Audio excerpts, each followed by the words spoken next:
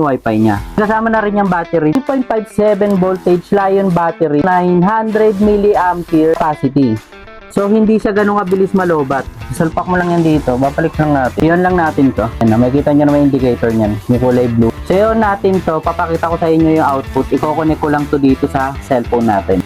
Makikita nyo na nakakonect sa cellphone natin. Ayan yung apps ng SJ Cam. Yun yung kagandahan dito sa SJ Cam na ito. Pwede mo siyang i-connect sa cellphone. Pwede mo makita yung mga ginagawa mo, diba? So ayan, diba?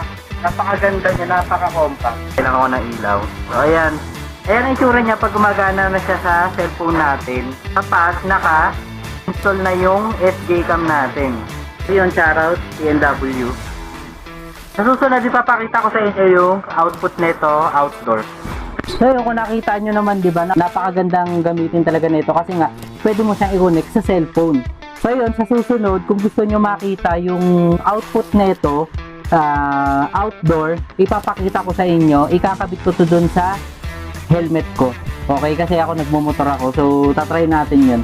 So yun nga, kung nagustuhan mo ito, gusto mo ng ganito ka-quality o ganun kaganda, ganito kaganda na quality ng camera, pero napaka-compact, try mo na tong SJ Cam natin na 4K Wi-Fi.